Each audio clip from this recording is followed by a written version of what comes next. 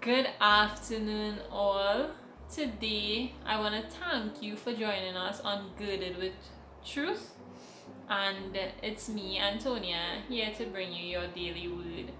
And today, we're going to go to Luke chapter 15, verses 18 to 24. It's a familiar text. So, we've all heard this account of the prodigal son. But today, I just want to tell you that it's okay to come home. When you can't go anywhere else, you can always come home.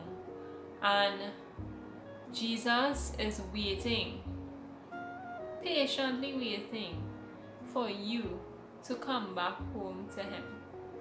So, no matter the situation you are in today, I just want to let you know it is okay to come home.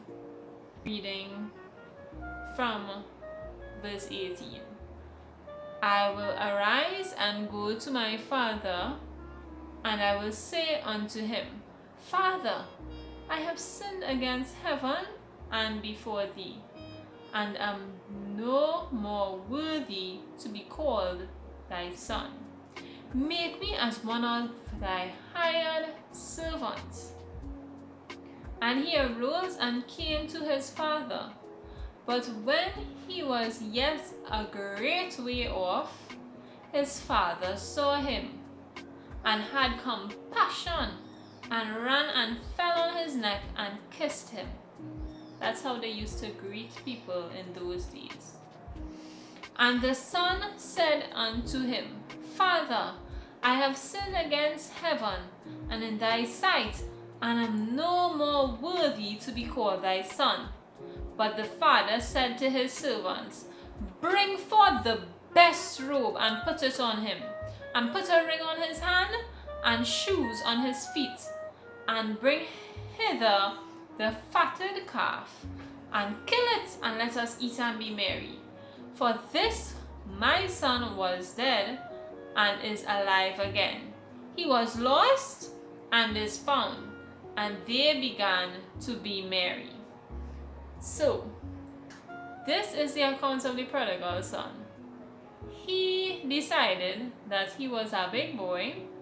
He was the younger of two sons. And he decided he was ready for his inheritance.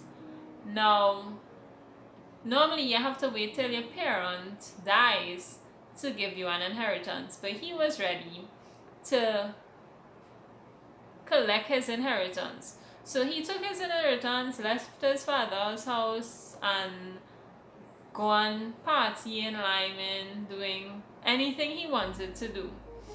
And in doing that, he spent all his inheritance and he had nothing left.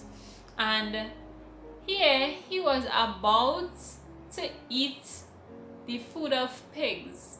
And it was as if he came to himself and he said, I am better than this. I can go home and repent and ask my father forgiveness, and he will at least, for the least, he will make me a servant. And in that moment, he probably regretted taking his inheritance and spending it out. You know, sometimes when we are younger, there are certain things we live to regret because we are at an immature phase. Decisions I made in my 20s, now that I'm in my 30s, I will not make the same decisions because I have matured and I have come to a place where I can see things from a different perspective. And he's at this place where he has gained a different perspective and he has come about to eat of pig's food and he has said, no, I cannot do this. I will go home and at least be a servant in my father's house. But all the time he was out there, all the time he was suffering, all the time he was in pain, thinking that he could not have gone back home because he already took his inheritance. And this time, his father was waiting for him to come home. His father didn't even wait for him to reach close by. His father saw him at a distance and sent people to receive him and went out to receive him and, just embraced him. You know, if you ever spend time away from your family and you get back to them, you can't wait to have that embrace from your parents. And his father embraced him. And his father didn't even consider him to be a servant. His father made a celebration with a fatted calf. His father put a ring on his finger to show ownership. His father embraced him. He gave him shoes. His father was just waiting for his son to come home.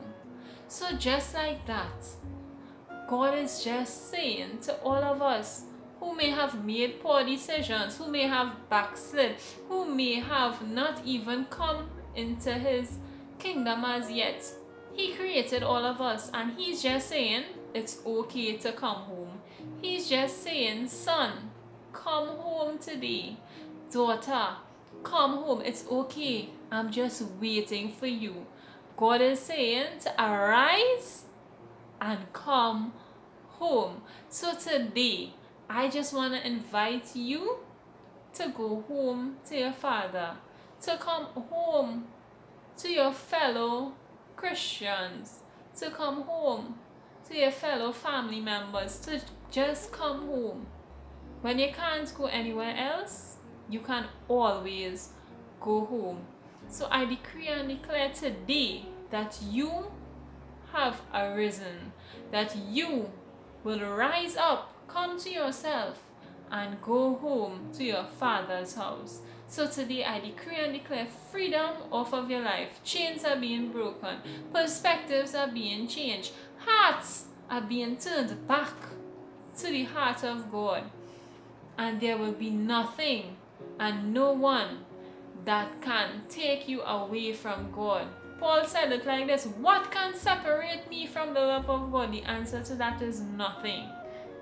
But God is just waiting to receive you.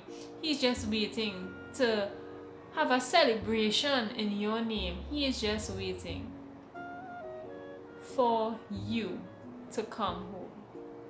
So today, I urge you, come on home. Have a wonderful day. Stay blessed. Bye.